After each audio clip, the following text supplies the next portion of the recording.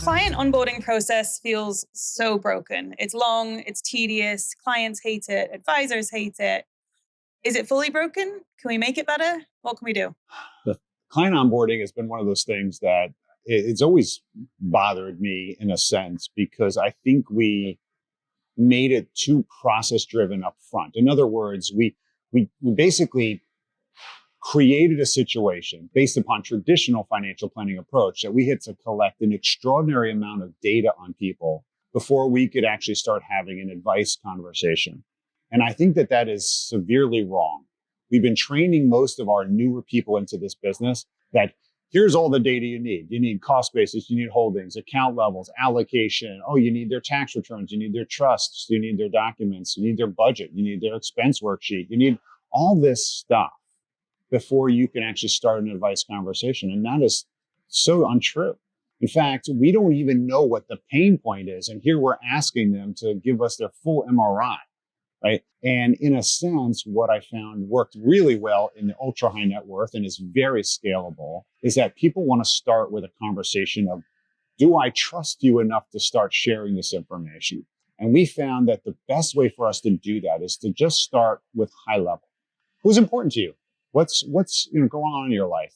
What's your family look like? What is your work life like? What's your experience with investing? Do you have complexity, right? So having this kind of understanding of where people are really helps us also understand where to take them and what data I really need. And so instead of, I would say, your traditional financial planning customer onboarding up front, where we collect enormous amount of data, which becomes very intimidating for most clients. I don't know about you, but if I had to hand you my tax returns and my every investment policy, that's some work. That's a lot of effort. And most people find that quite intimidating, especially if they're already talking to a financial advisor. That's it.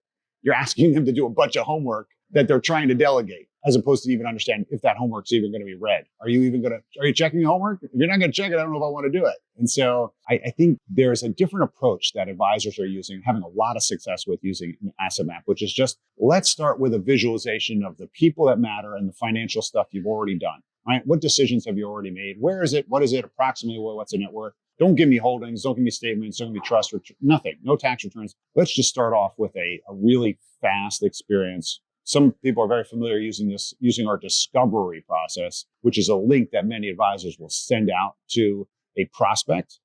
And in 15 minutes on their phone, the client can put in enough high-level non-PII data that will start a conversation by building a map when they walk in the room or join the Zoom or Teams meeting, which is, here's what you told me, here's what we're dealing with, and now let's have a conversation around what you did, why you did it, what we're trying to achieve, is it working?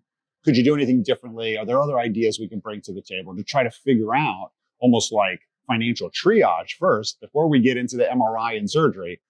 Let's figure out what we're dealing with here. And one of the things what's really important, the benefit of doing that process versus a traditional inspection or interrogation, as we tend to call it, is that we get the opportunity to help the client see how we approach the advice process by asking questions, by learning to try to learn more about you as opposed to tell you about yourself, right? Because that's the output of collecting a bunch of data on people, is let me tell you what your data says about you and why you stink, or why you're a financial failure, or why you need me, right? That is the wrong approach.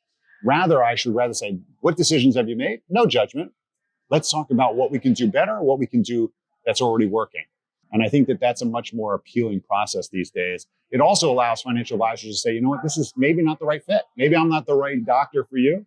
Maybe there's someone down the street or someone else on my team who would be a better fit for you based on complexity or specialty you're going to need. Or maybe it's not the right fit culturally, right? So we want to learn that early before we go into interrogation and invest an enormous amount of time and money on the onboarding process. So I really encourage advisors these days to say, hey, how can I just start a conversation that's contextual to you by building a map and saying, okay, here's where we can add value. Here's where we can't. Here's where we can bring to the table. How about helping the clients feel more in control? Like, how does it really benefit the client side of things as well? Well, one of the things we have seen from the clients getting engaged at a early level on helping us understand what's going on in their life is they start recognizing, wow, they probably have a lot more complexity than they really realize. One of the things that I've always noticed has been interesting, if you were to ask even yourself, how many statements do you get today? how many distinct statements for accounts that you get. But I want you to also include your pay stub, and I want you to include the premiums that you pay. And I also want you to include, any of the debt balances or credit card accounts you get. You'd be surprised. It actually adds up really fast. In fact, most of the households we tend to see, the average number of financial holdings, that means instruments that they have, accounts, is 25. When you add their income, you add Social Security potentially, or the future benefit of it, some pension they're owed in the future, a house they bought with their brother for investment purposes 1 year, and then you add all the regular accounts, checking, savings, debt, credit card, it adds up very quickly. And so one of the things I think that is revealed when you do a lighter discovery process is people recognize that there's a lot of stuff that they have in their financial closet that they have forgotten about. They've forgotten about it. You take all that, you dump it on the bed, you start recognizing, I haven't seen these pants in forever. I forgot I had these, but they're taking up space and they're actually taking up clutter. For most people, when we tend to think of financial paralysis, it's because just like the diner menu that's just too big, it's too much to think about. And so sometimes literally doing spring cleaning and dumping on the bed is a cathartic process to say, wow, I forgot I had this. Should we keep it or not? And that's where advisors tend to get a lot of leverage, is because we can recognize that and point it out when you see it visually. Gosh, why do you have 4 IRAs or 4 401ks left at an old employer? That's a discussion we need to have on intentionality before we even talk about holdings or investments or basis, any of that stuff. And I think what we're seeing is that advisors who are using a more open conversation, especially visually driven, are really getting better leverage in the conversation because they know where to focus their conversation. One of the things that I think that is really missed by most financial advisors out there is the number of people that actually want advice and guidance, but they too are intimidated by the process that they have to get to go over. They're, we're not ready, honey. I got to get all this stuff together. It's going to take months, so let's not start.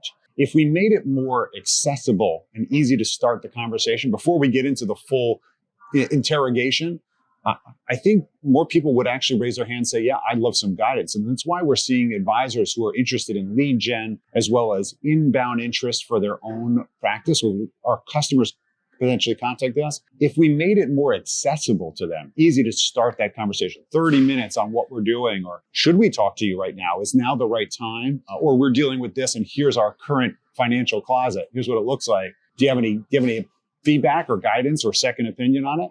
I think advisors might find they would have a lot more activity. They would have a lot more opportunity to help people and effectively cherry pick people that need help right now. And so by delivering a discovery experience early to prospects, or by mass engagement through lead gen or even marketing and social media awareness and attraction, we're seeing advisors do a great job of bringing in 10, 20, 100 new households a month that are actually asking for this kind of experience to see their life financially with Asset Map and be in a position to actually read that X-ray and give them feedback in real time. That's where I think there's fantastic opportunity. And I'd love to hear from the community what else is working out there and how applications of this can help more people get an advice experience.